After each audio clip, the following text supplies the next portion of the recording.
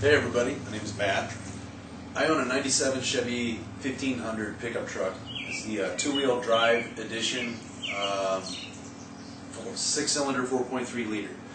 About 3 weeks ago, my truck was stuck in third gear. Wouldn't shift up or down, it was always stuck in third gear. I went and got the codes checked on the check engine light. I was reading code P0740, P0753, P0758, P085. All of these codes, anytime you get a P07, that's your transmission.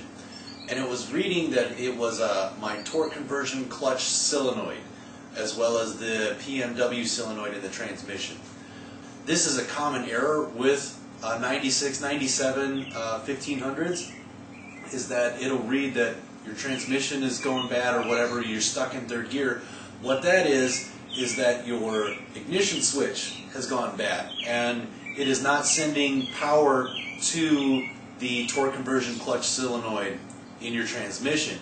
And what that does then is your transmission stays in third gear as like a safety feature, so that you would still be able to drive your vehicle home or to the repair shop. This helps you as well, so you don't tear apart your transmission, drop the pan, make a mess all over your garage or your driveway, and put it all back together only to find out it still doesn't work. Alright, so we're going to replace our ignition switch today. Because this is a common problem, finding a used ignition switch is pretty difficult. So I went to O'Reilly Auto Parts and I was able to pick up one for $100. They had them for $100, $150, $200. I took the low end one for $100 because my truck has 250,000 miles on it already, and so if it lasts another 5 years or so before the starter switch goes out on it, I'll throw in another $100 one. So either the switch fails first or the truck fails. I don't care. We're going to find out which one. So we're going to get started on that today, and we'll show you what tools we need, and we'll walk through it together. All right. Start off, here's the tools we're going to need. Cup of coffee. If you have ADD, your ADD meds. We're going to need basic socket set. I use a drill, so it saves on using a screwdriver and torquing your wrist off. Here is our new ignition switch. These are E3 sockets. You're going to need these to take off the steering column cover. If you have a Torx bit screwdriver, or some people call them star bit, this is basically an inverted star bit to remove some of these steering column anchor bolts. If you don't have one of these, you can pick these up at Harbor Freight Tools, $8 for the set. If you don't have Harbor Freight Tools, you don't have any of this.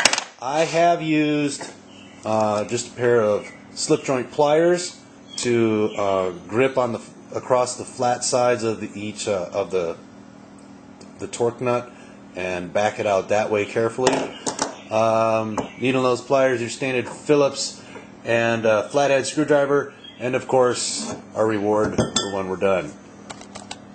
Some people will tell you remove the airbag so it doesn't deploy while you're working on it. Yeah, that'd be a bad thing. But instead of going through all the work to dismount it, undo the yellow wire, and then have to put it all back when we're done, let's just pull fuse number 10 for the airbag so it doesn't have any power. So that saves us a ton of work.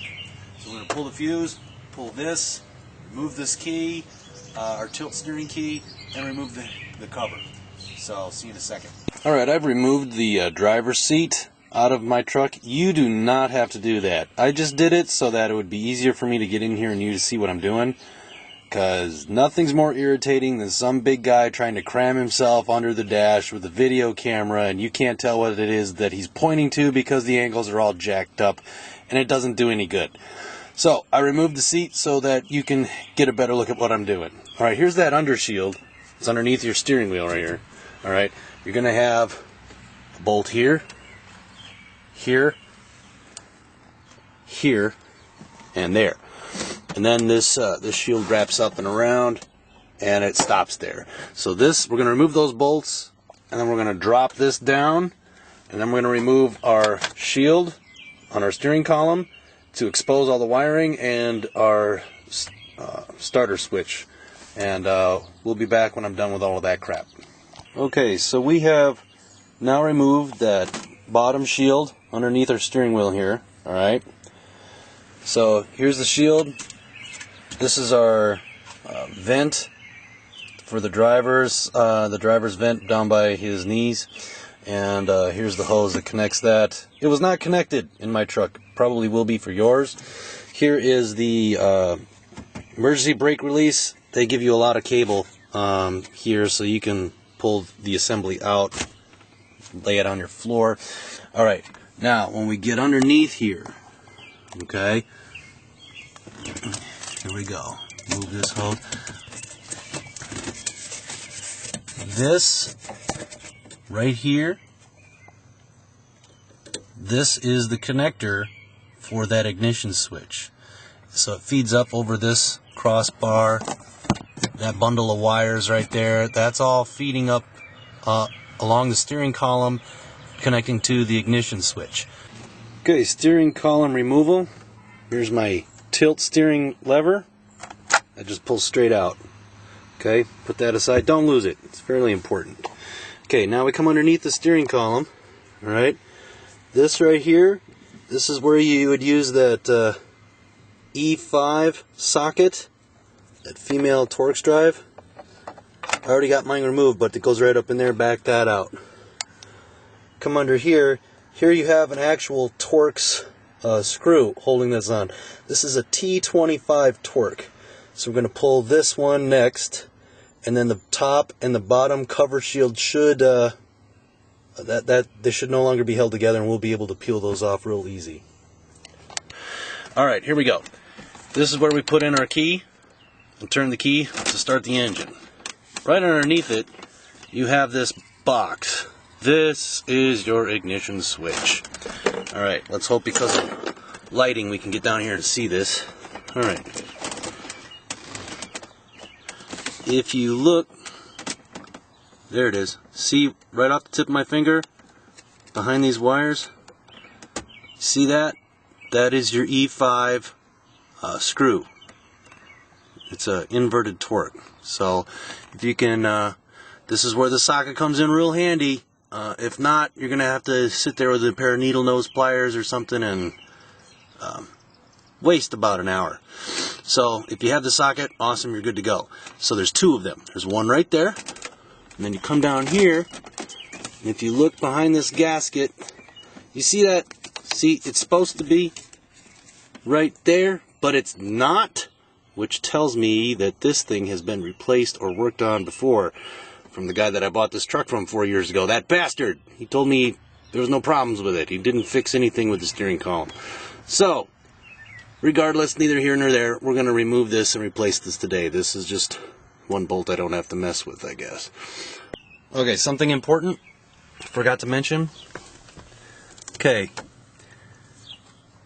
here we go with this electrical connector that goes from our ignition switch into the key insert. Alright, this thing, it's kind of peculiar. And of course I need two hands to remove it, and I can't do that because one hand's got to hold the video camera. But this thing does not pull straight out or push straight out. This little thing turns. It like pivots in there. So you got to use your tool, push on the back side of this carefully, and then this thing will rotate out and then pop out. Okay?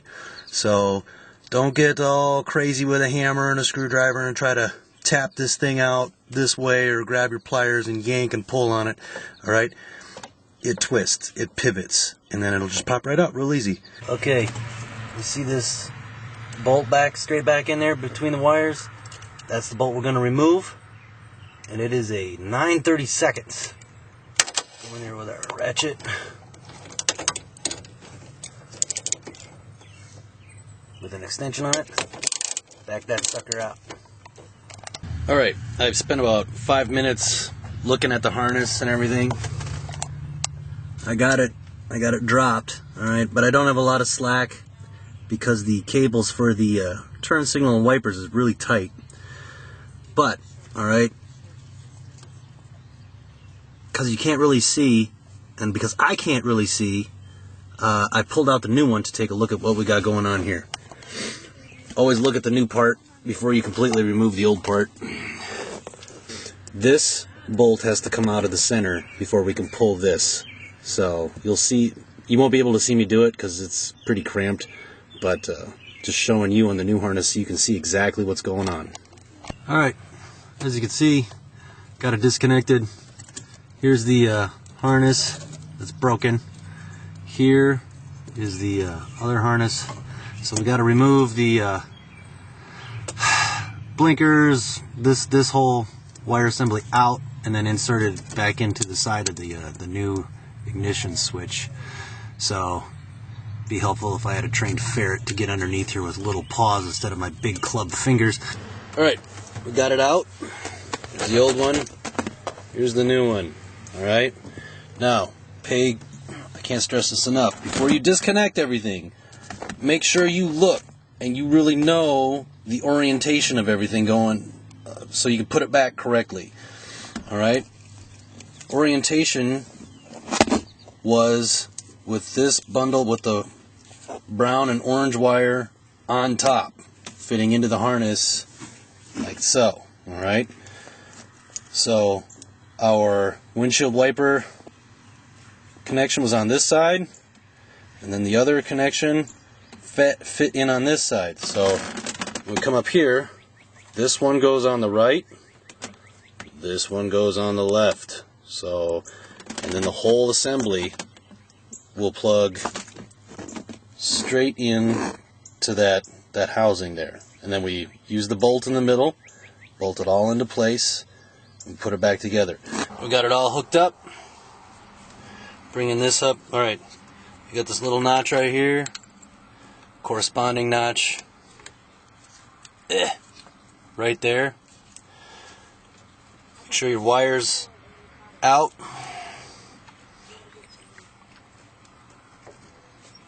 Don't force it. There we go. She's in place. Okay, here we go. Here is that E5 inverted torque screw I was talking about. See it? Yeah, you've seen this thing before. Gonna go ahead and put that on my screwdriver. Get the wire out of the way.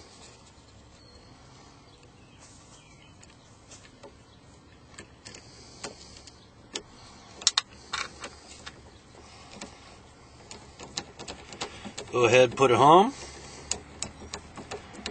Get it snug, don't have to wrench down on it. Remember, this part's plastic. You don't want to crack that thing. You just bought the part, so don't break it. Alright?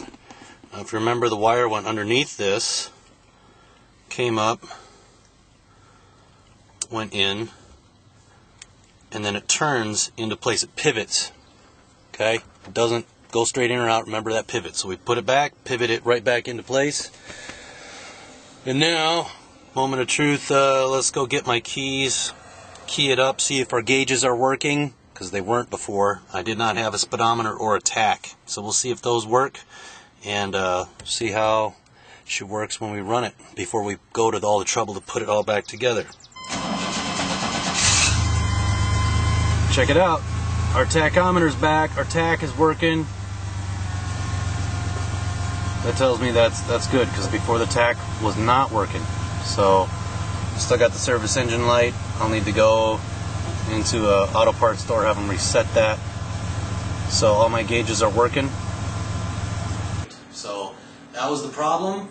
It was not anything to do with the transmission. It was the ignition switch that was not sending power to that clutch solenoid in the transmission. So if you're getting all of those error codes all at once, that'll tell you that is probably your ignition switch, and you should repair that, because it's if you can find a used part from a pick and pull, it's like $5, and take you about, it took me 1.5 hours to do all of that work. That's with stopping to video and things like that. So if you're fairly handy and you're not running a video camera, you could probably do that in an hour. You don't have to drop a transmission pan, all of that stuff. So It's a lot cleaner. I think a lot easier. In hindsight, I definitely would take out the driver's seat because it made my life so much easier to move around in there and get underneath the dash. If I have to ever do dash work again, I'll probably remove the seat because it just made life that much easier. So when you put the seat back, I always put a little bit of Vaseline on the threads so they don't get rusted into place, and it's easier to remove the seat if you need to in the future. So that's it. I hope it's been a good video that you can learn from, that's easy to understand. And yes, I am perfectly aware that I am wearing a wife beater. That was intentional. I did it to irritate some of you and inspire a few of you. Take care.